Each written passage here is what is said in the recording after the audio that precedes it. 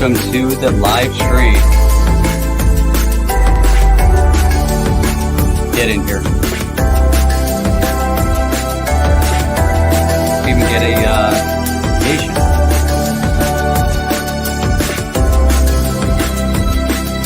Now they'll bump in here. Hop in right now. Here we go. Notifications out. Oops. So, got the notification out. Looks like we'll be good to go. Go to start here.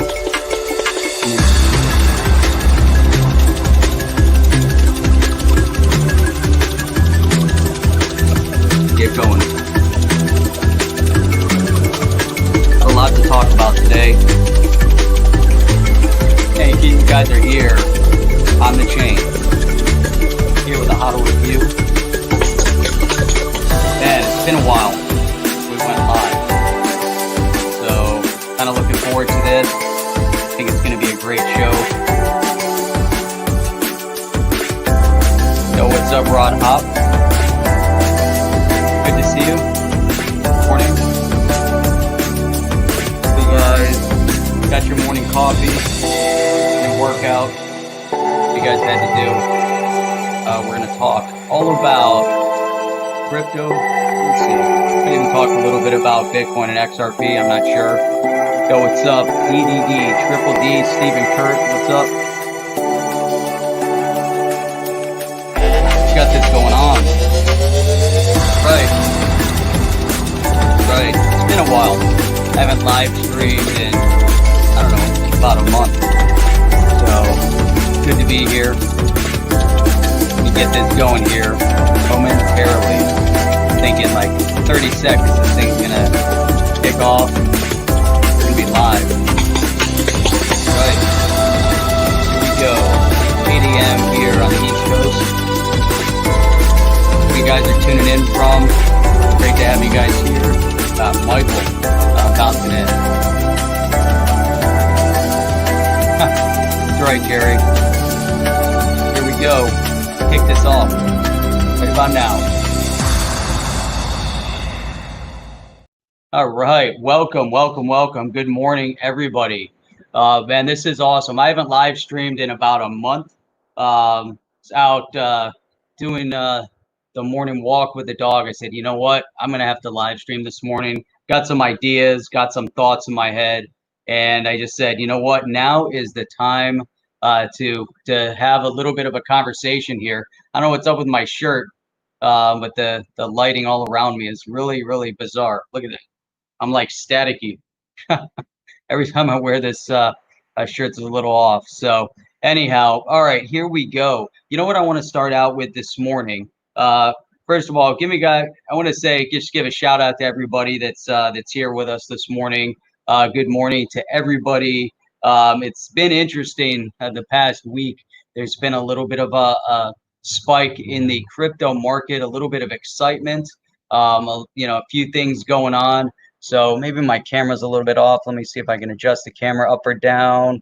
I don't know. That's weird staticky all around me. So figure that out later. But anyhow, interesting things happening. We'd like to see when there's some positives in any investment space. And it's been interesting in the crypto space this past week, because all of a sudden, there's a lot of excitement. We saw even Dogecoin was pumping, what they say was pumping like 687%. But now I hear there's also some investigation going on behind that. So I don't know.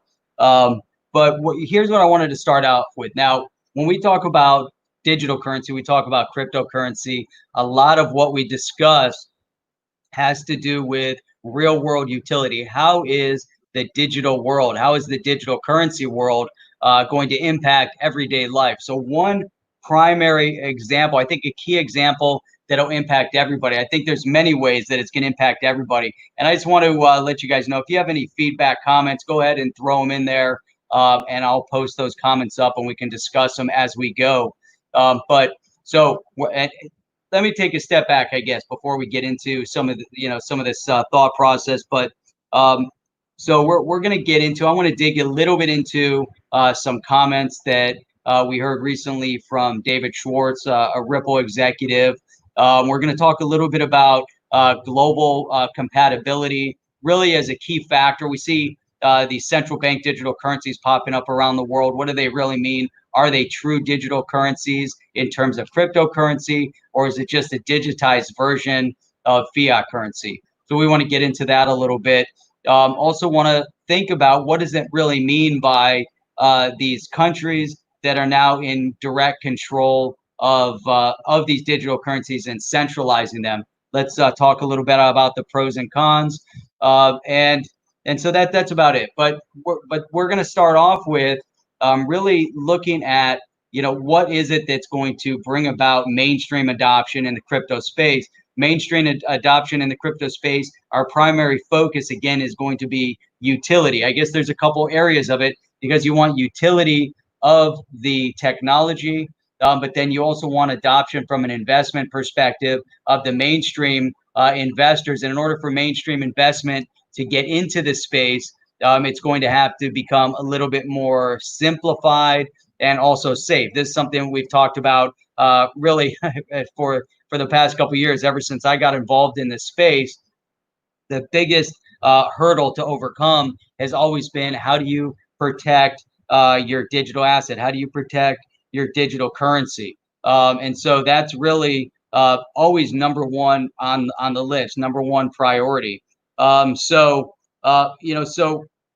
beyond that, though, we have to look at what does it mean from a utility. So we can look at the security aspect of it. There's going to be ways that the exchanges are going to protect their investors, but then we also need to really focus on the utility aspect. So without the utility aspect, then it's just a FUD FOMO market that's just 100% speculative. So I wanted to bring up, you know, and start out with really focusing in one key area, and I think it's an important area because it has to do with India. Now, India, with 1.2, 1.3 billion people, a lot of highly educated people, is just, you know, begging for the blockchain and cryptocurrency market. And once it does, once it is allowed to expand over there, I think we're going to see a massive boom over there.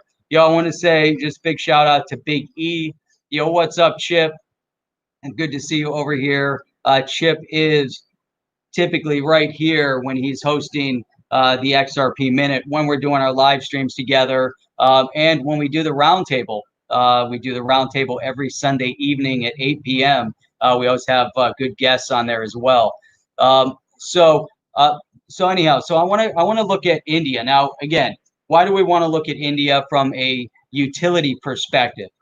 India as a whole is one of the bigger markets for remittance, which is, if you have individuals that are working outside of their home country, they're in a host country, they're employed over there. The remittance market is really driven by these foreign workers sending significant amounts of money back to their home country.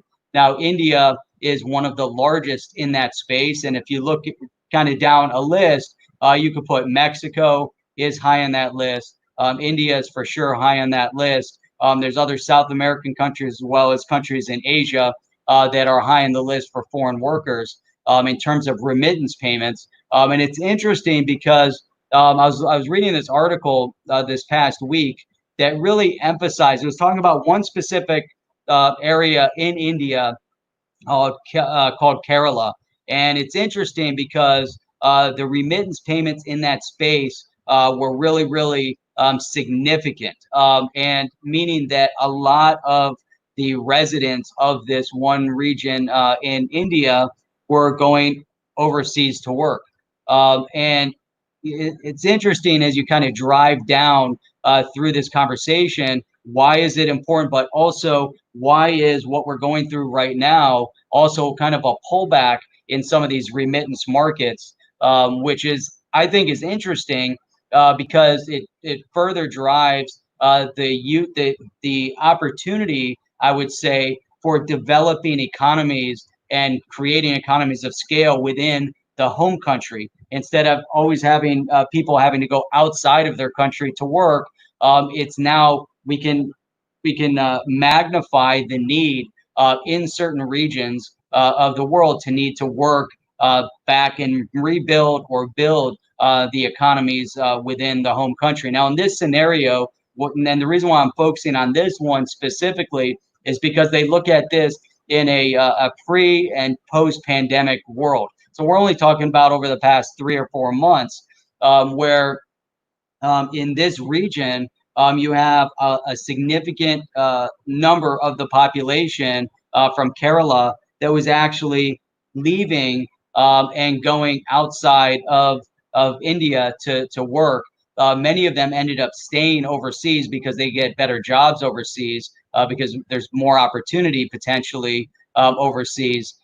And so at first, when you saw this migration, and I think this is all, to me, it's interesting because it also then drives home again the need for further development within the crypto space, and and really identifying the significance of these regions where you have predominantly in the beginning you have blue collar type work, or you have hospitality type work. So you have individuals leaving their country to go to another country, although many of them could even be, highly educated, will go to where the work is, sending money back home. Eventually, we also saw some changes within this migration of individuals that were leaving their homes from up through the ranks into, what could be classified as white collar work, which would be, obviously office jobs. And so then you also saw the income levels rise.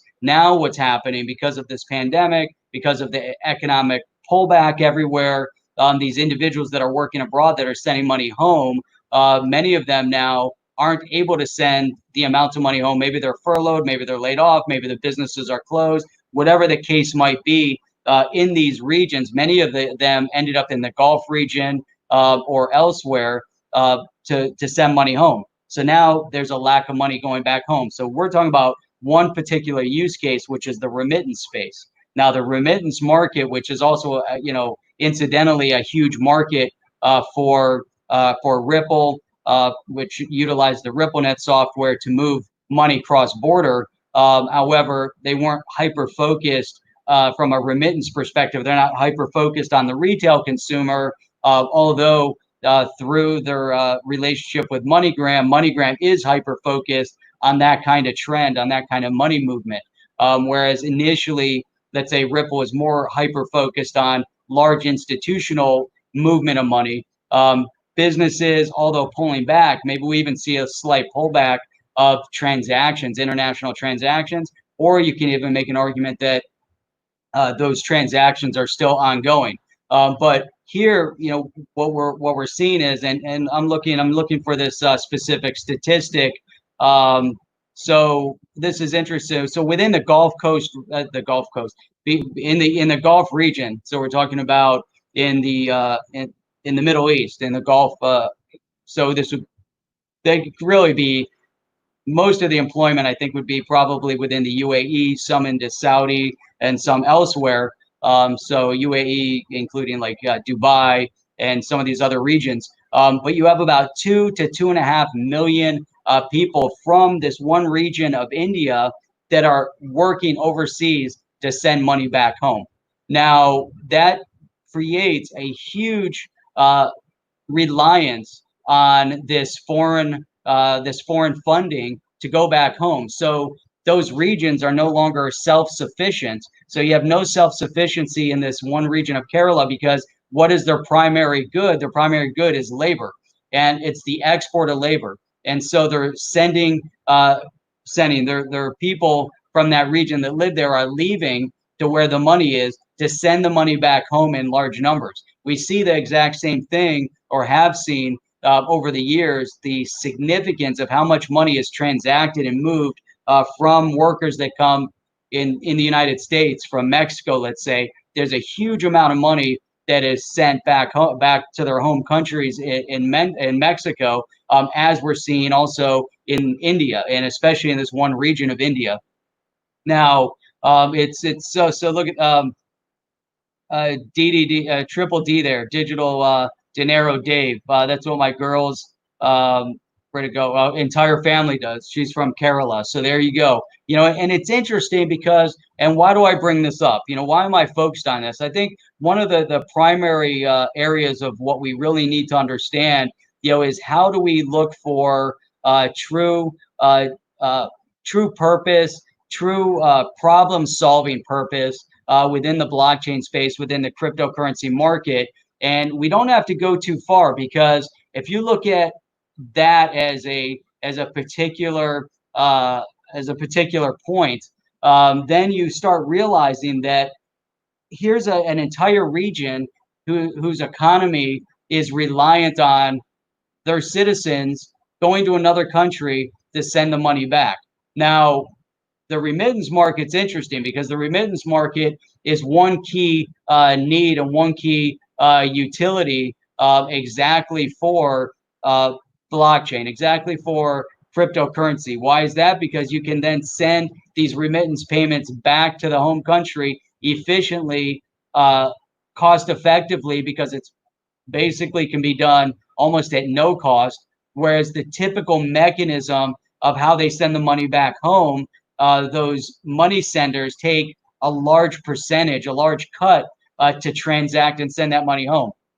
So we've really identified that, yes, that is one, primary use case is the remittance space. Now, from my perspective, the way I look at it, especially when you go to a country like India that has 1.2, 1.3 billion people in it, it's just like it's success waiting to happen. It's untapped potential. I mean, it's unbelievable because initially the Indian government shut it down. They said, okay, we like blockchain technology, but we don't want the cryptocurrency space. There's a lot of corruption at the government level. There's a lot of corruption inherently built into the economy of India. So obviously there is a little bit of tension between the banking system and the government. So there are a lot of reasons as to why they pulled back on not allowing cryptocurrency. But India, and I'm liking some of the comments that I see over here, because it's really interesting to me, because right now there's this major opportunity. If we look at it from an economic perspective, whether it's India, whether it's Mexico, whether we can go on down a list of certain countries that could be impacted immensely directly as a result of what happened during the past 3 or 4 months, but also impacted immensely from the development in the blockchain space with this growth of technology. So, some of the points that are brought up here, like Ms. C is talking about, India to replace China, which is, to me, that's massive. What's up, Bill Gould? So I'm not focused, more over here, just watching myself on the screen. But yes, so India is kind of in that position where they could definitely 100% replace China. Mexico, with what Chip is talking about here, the USMCA, another massive trade bill that really is supporting North America. So now you're talking about exactly what you said. And I've said this for years in the political circles, that if we could create a positive coalition, economic coalition, so to speak, with Mexico, not what NAFTA was, because NAFTA was just a lot of paper that didn't really benefit immensely. But if we could create a true powerhouse between Mexico, the U.S., and Canada, then the economies of all three nations would prosper and flourish as a direct result of it. So I think that definitely, good point, Chip, bringing that up. But going back to India, and the reason, again, I think it's so important. We need to understand this. We need to look at this. We need to see what's happening from a global perspective, both economically and politically, especially when we're investing in a space that's new and growing. We're investing in our blockchain space. We're investing in the digital currency as side of it. And so you want to know, is this investment strictly based off of speculation? Are we just throwing money into a pot and hoping that people buy and sell it, just like we saw over this past week with Dogecoin as an example. Does Dogecoin have any other utility other than you have a large group of people behind it that hype it up, and you just see, they were pushing. I was seeing some tweets coming out. Let's see how high we can push Dogecoin. You can make, if you invest at X, you can pull so much money out of it. But what people don't realize is that as that market is trending up, for every seller, there has to be a buyer. And so basically, if you're making a 687% gain by pushing that market up, somebody on the other hand is buying that digital currency. And this is just based on, the FOMO and the speculative nature, of that kind of environment. So without utility, without the development in the space, then what are we investing in? And so that's why it's so critical, that we look at all aspects of this, and so I want to look, and that's why I wanted to look at India, because India, again, there's so much over there in India. You've got, again, you have the population, you have the education, you have a lot of people that need to be employed over there. You have opportunities, from a technical perspective for them to actually develop in the blockchain space. Then you don't have to go that much further, because then you can go to a continent, you can go down to Africa. Africa, again, you see in certain areas of Africa already taking advantage of blockchain technology, taking advantage of what digital currency can do for individuals to take control and have individual responsibility to develop and maintain their own wealth, but at the same time being able to create technology that's going to benefit the rest of the world. So there's actually, and it's interesting because we want to focus on real world utility. But I came across, and I want to see if I can pull this up here. Let me see if I can find it. I meant to pull it up before. Shoot, I'll have to keep looking for it and see if I can find the one thing that I was looking for. Let me see. This was in Africa, actually.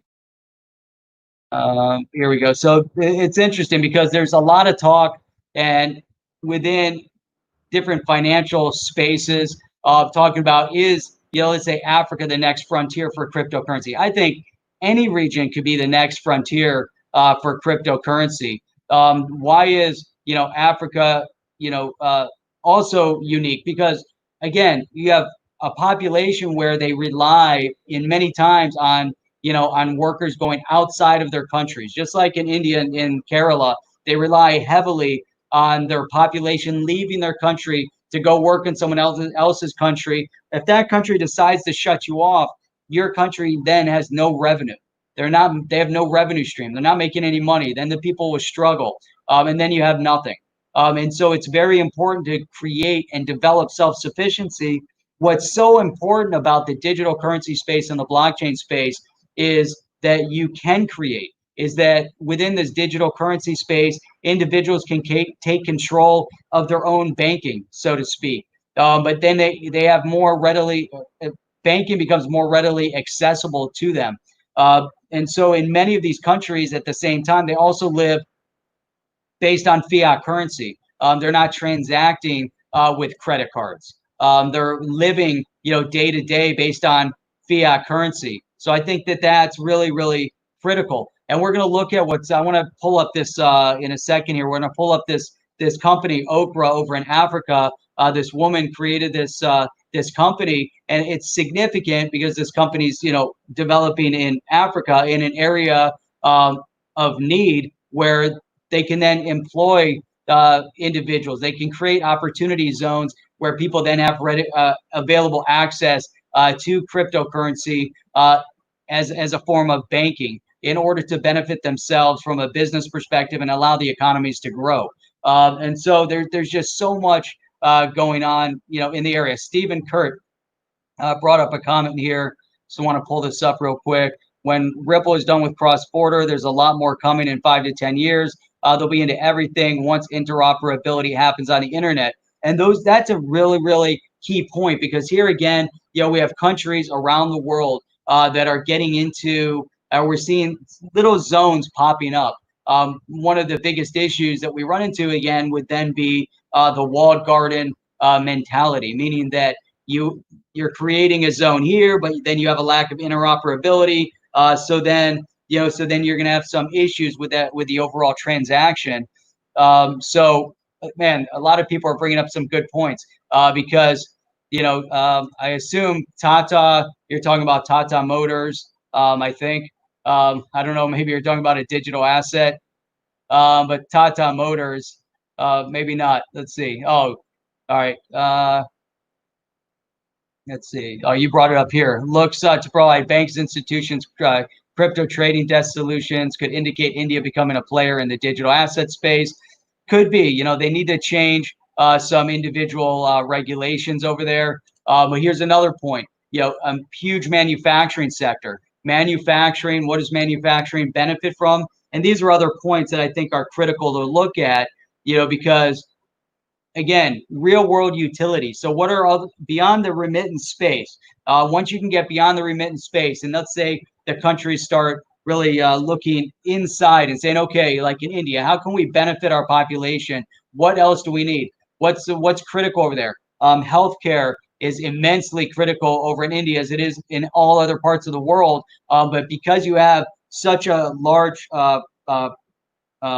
I would say volume. We have such a large population of impoverished people in India. So if you look at the market in India, you have about, again, 1.2 to 1.3 million people, a billion people in India.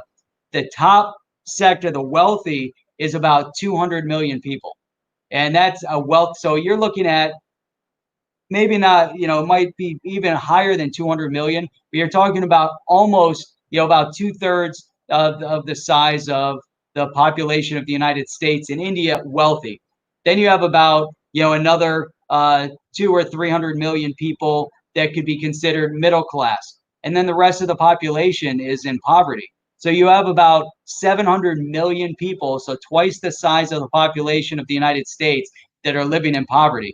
And poverty is beyond, imagining. If you've ever been to India, you'll see that. So, but what you're seeing over in India is this expansive growth in the middle class. So I know I've spoken about 30 minutes all about India, but it's so important because, and Bill, you brought up the one critical point, and this is kind of like the perfect example, but India has a huge manufacturing sector, which from a manufacturing perspective, real world utility for blockchain and cryptocurrency, you have the supply chain aspect of it. You have the, making sure you're monitoring the food and food health, making sure, from a healthcare perspective overall, but then, the logistics, the transport of the goods, of the products. But again, you have to rely on also the intellectual property, meaning that you have a large population in India that's highly educated, that can also facilitate the development in this blockchain space, and meaning, just like over in Africa. So let me see if I can find. I've been looking for this website here. I can't find the direct link to their website. Not sure why I can't find it, but it was so this woman. Let's see, she raised a decent amount of money over there. She's in Nigeria, raised about $1 million to develop, let's see, the super connector, which allows the secure exchange of real-time financial information between customers, applications, and banks. So she said, think of it like the plaid for Africa. The idea for Oprah came from the entrepreneur's best source of inspiration, solving her own problems. She was born in Nigeria, grew up in the U.S., spent a year in Nigeria as a teenager, but then realized that she hadn't anticipated actually going to Nigeria to go and settle. She ended up moving back to Nigeria and starting this, to start working in this tech space. So it's just really, really interesting. What people can do, and what's possible. And so it's just amazing. To me, it's amazing. And that's what, this blockchain crypto space is all about. It's allowing people these opportunities to develop and build anywhere in the world. Especially, it doesn't matter whether you're in the US, doesn't matter if you're in in China or, in Thailand, like DNI over there, or Mexico or South America, Africa, India, it doesn't matter. This is an opportunity for so many people to actually start developing and building something of value. Not just sitting around and waiting for new technology and these big players like we saw during the high-tech boom of the 90s, with internet companies popping up, because even then, people could get involved in a project. You get involved in a project, and it was amazing. It was an amazing period of time, but a lot of people sat back and just watched it kind of develop. And now we have the outcome with the internet and everything else. But now there's an opportunity for people all over the world, not just Silicon Valley. Look at Silicon Valley was kind of like the epicenter of the growth of the internet, and that's where it kind of stayed. All the control was consolidated in a small area. But now you're seeing the potential for it to develop and build and grow, anywhere. So that's why, we need to look at, what's the full scope of possibilities and capabilities within this space. So now let's take a look here. I want to look at what one of these Ripple executives said recently over the past week when it was really coming to the movement or the pricing of specific digital assets. Now, I found this article on the Daily Hodl. I think it's interesting. This was a comment from David Schwartz, and to me, is it poignant for right now? I don't know. We have to take it for what it is, but he's basically saying that the market is valued at what the market is valued at based on the people that are investing in it. So he said, here's the quote that he pulled out of here, that the Daily Hodl pulled out from David Schwartz. I honestly believe, crazy as it sounds, that cryptocurrency prices generally do reflect the wisdom of crowds and a fair assessment of the expected future. I am way in the minority on this view, and of course I could well be wrong, but that's what I truly believe. So this is, again, David Schwartz, and it's interesting because he's saying, again, that the pricing of the digital market is reflecting those that are invested in it, and it's an assessment of, fair assessment of the expected future. So now you're kind of seeing, is it zero? If it's zero, then that's what the crowds assess it as. Is it developing and moving? Is that scarce? So then he goes on, he says, my logic is simply that if the price really were obviously too low or obviously too high, enough wealthy people would buy or sell to push the price into a reasonable assessment of value. So that's a really, really interesting statement. I don't know if you guys have any comments on that statement, but that is really, really poignant from what he's saying. Hang on a second. Let me see if I can do something here. Hang on. Let me see. Let's see. Okay. I'm going to have to share it like this. Oh, no. Here's what I can do. Boom. All right. There we go. Which one am I sharing? Here we go. All right. Here we go. Okay. So this is interesting. So my logic is simply that if the price really were obviously too low or obviously too high, enough wealthy people would buy or sell to push the price into a reasonable assessment of value. So I don't know what your thoughts are on that, but essentially, what he's saying is that the market is exactly where the market should be. That if we saw that it was too high, people are going to say, hey, no, that they're going to press it down, and it's going to be based on the wisdom of the investors. And it's interesting because if you look at overall, what's pushing the market? What pushed the market to all of a sudden you saw some big gains over the past week, and then you see the pullback, you see the buy and sell. If people thought the market was way too low, then again you would see people buying it and saying, hey, we're gonna load up huge amounts right now, and then you're gonna start seeing that movement trend. So it's interesting that it's getting kind of a fair balance for today's day and age. Obviously we've seen the trends, but especially as it's holding in an interesting pattern like this. So let's Where'd it go? Where'd this article go? There we go. Okay, so then he says, I think when cryptocurrency prices go down generally, for example, that reflects in a complex, ugly way a realistic assessment that the prospects for the cryptocurrency space generally have worsened.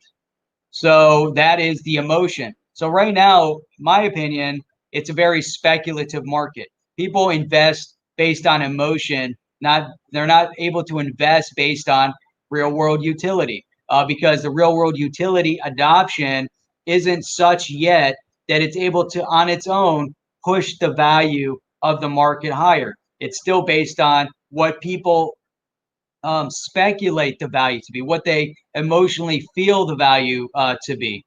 So it's really interesting, how he says that. So if the market is coming down, like you said, prices go down, then that's a negative. People are reflecting in a certain way.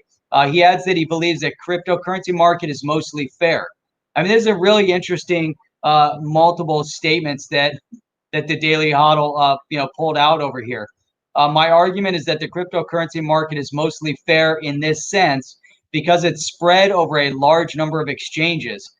Interesting, right? So you don't have one exchange able to manipulate. So when you talk about whales manipulating the market, is there one exchange that has the majority of all investment to where you could have whales trading on one platform to really impact, the ups and downs of the market?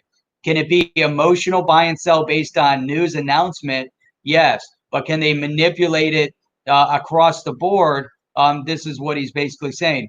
Because it's spread over a large number of exchanges, open to the majority of wealth in the world, and participation isn't artificially limited, especially since it's 24 hours a day, right? As we know. Then he goes on. Of course, as I say this, cryptocurrencies seem to be shooting up for no particular reason. So there's that. So this goes back to, and I think this is so poignant because here he is, reflecting on what's happening. So I really think, it's interesting that if he's going to reflect based on what's happening in the market right now, and it's right now, it's just so interesting. It really, really is interesting. He wants to reflect on that statement. It's such an important statement, because again, I clicked off on that. Hang on. Oops, hang on. There we go. So he's basically saying that it shot up for no reason. Again, this goes back to his original premise, though, that the market is going to be where the market is, because if it's too high, people are going to push it low. If it's too low, people are going to push it high. Why is that going to happen? It's going to go through buys and sells. So it's going to be kind of the supply and demand, but it's interesting how it's the sentiment of the market. Interesting. And because there's no fundamentals that's propping this up, right? So if you think about the stock market, you can influence the stock market heavily also through emotional buys and sell swings. Similar to, let's say, and I talk about that Kramer guy, he comes out, he's fired up, he's pumping, you got to sell this one, you got to buy this one. He has a certain following that are going to do just that. They're going to buy and sell based on what he's saying. But in many cases, by the time that guy Kramer's talking about it, by the time you see articles written about it, it's already too late. The market has already been pushed up where the big institutional buyers are already in. And now you're either going to get a little bit of a gain, or you're going to buy on the back end where you're buying too high, and then the market's going to sell off, or it's just going to level out. And now you're stuck. Basically, all the institutional buyers that ramped it up sold their bags, or sort of big percentage of the bags, got their big markup, even though the market might be stable due to the fundamentals of the stock. You're not getting that gain. Just like an IPO, the IPO launches, there's the pre-buying of the IPO, then there's the retail market buying of the IPO. Normally, there's a big gap, in between the two. You always see it. Oh, the IPO launched. It was predicted to be, $15, and it opened at $30.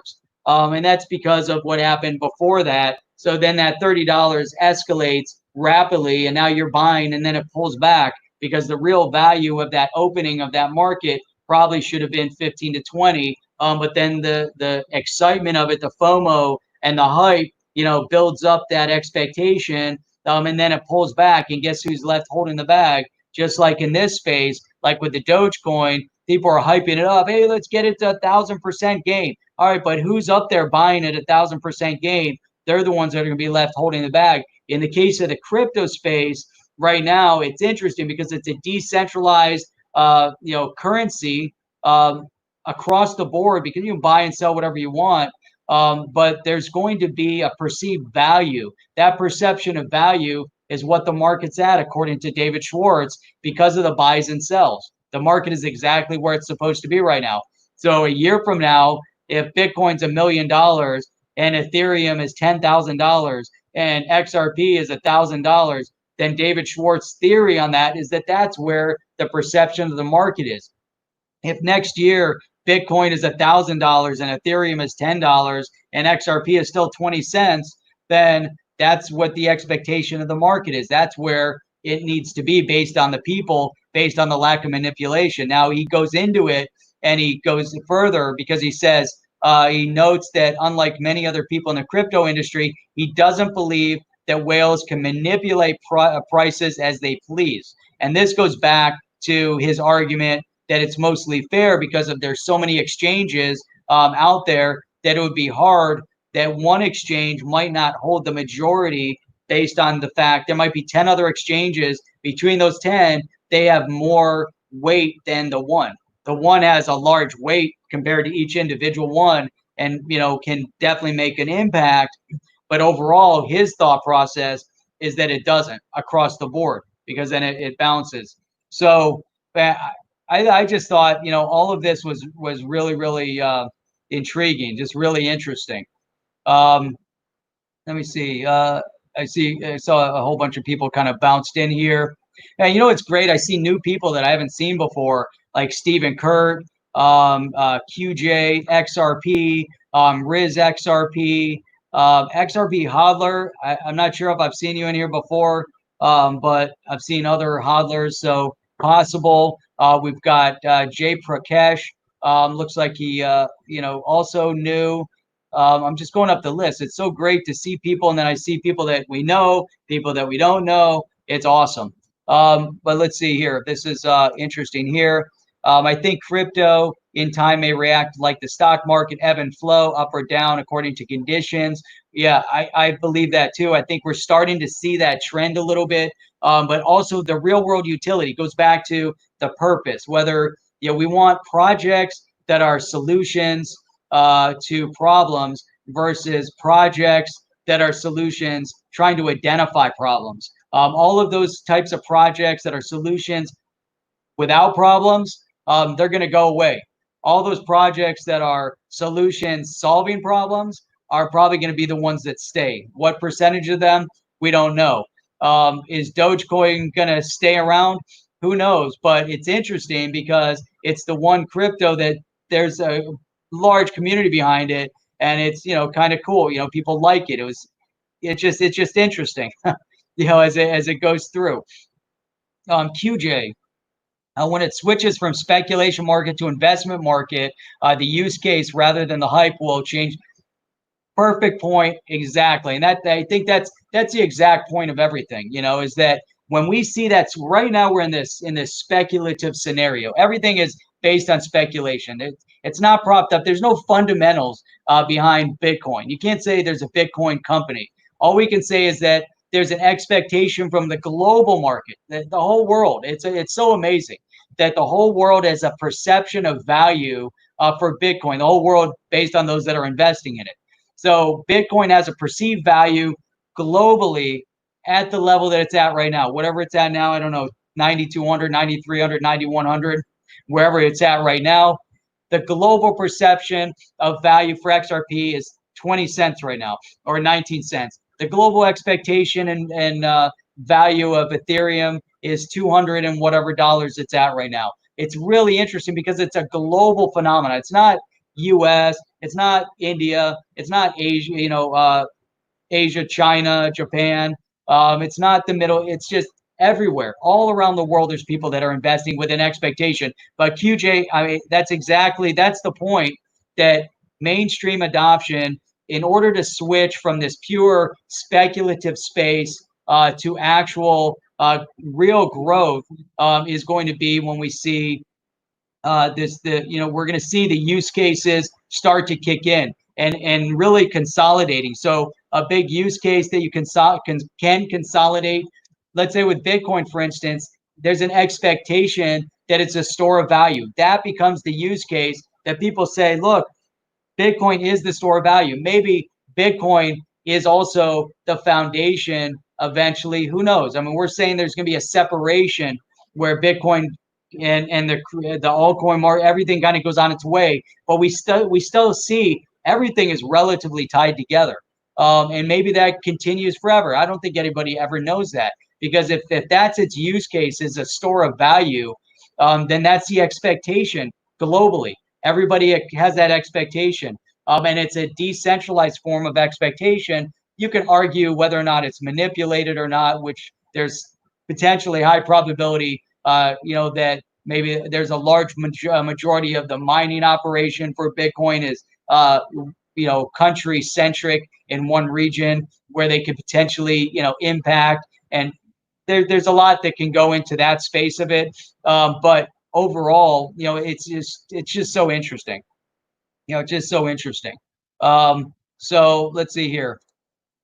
Actually, people still think crypto is fake money because they don't understand it and it's too complicated. And that's a good point too. It is complicated to use, trade, sell. I think we're going to be overcoming that hump in the near future as things develop. People are developing in this direction. And this is really what we have to, understand and emphasize is the simplicity of it. I go into a store, I was trying to explain to somebody the purpose of the digital currency and the significance of what it could bring about, and he said, well, can it be hacked? I said, it can be, anything can be hacked. Your bank can be hacked, but it's up to the entities. Let's say you're working with Coinbase or Uphold or Visa or whatever the company might be. It's their responsibility to protect your digital asset. And so if you're going to utilize your phone and scan a QR code and you have your wallet and you scan the QR code to pay for your product, then the wallet that you're using, it's the responsibility of that financial institution. Let's call it a financial institution. It's their responsibility to protect you as a mainstream user. Right now, people say, well, if you're investing in it, there is no mainstream protection. But if you're with the Coinbase or an Uphold, that's where it has to go in order for there to be mainstream adoption. If people want to use it on a regular basis as a purchasing currency, then it needs to be safe. You need to be able to invest safely. Coinbase, Uphold, Gemini, Bitstamp, Binance, whatever, they bear a responsibility to their investors, just like an E-Trade or Schwab or whatever. They have a responsibility to their investors to protect their investment from a security perspective.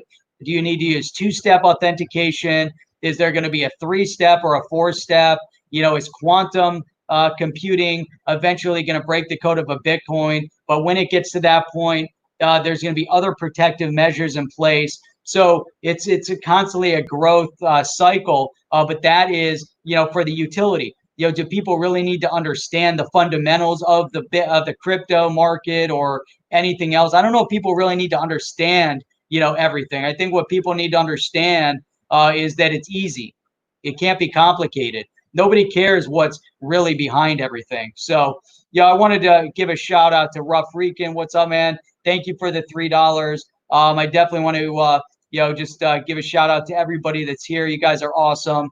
A lot of great comments here. This was awesome being back here doing the live stream. I want to leave it off here with Stephen Kurt's comment here. I believe Bitcoin and Ethereum will interoperate with XRP in time, as well as all other cryptos using each other's use case. That's interoperability. That's the basis, the platform of the XRP ledger, allowing for that. There's other solutions that are popping up, allowing for interoperability, especially as we start seeing other digital currencies around the world that are developing. We need everything to function together and seamlessly. So again, I just want to give a last shout out to everybody here. Thanks for being here with me. It was awesome. Great being back live streaming. Going to be back next week to do it again. We have a roundtable discussion coming up Sunday night at 8 p.m. I'll look forward to seeing you guys there. Until then, again, this is Jeff here on the HODL Review, exclusively on the chain.io. You can check us out on Telegram, Twitter, all that good stuff. And that's it. I am out of here. Hang on. There it is. And are you down with OTC? Please like, subscribe, and click the bell to be notified when the next video drops.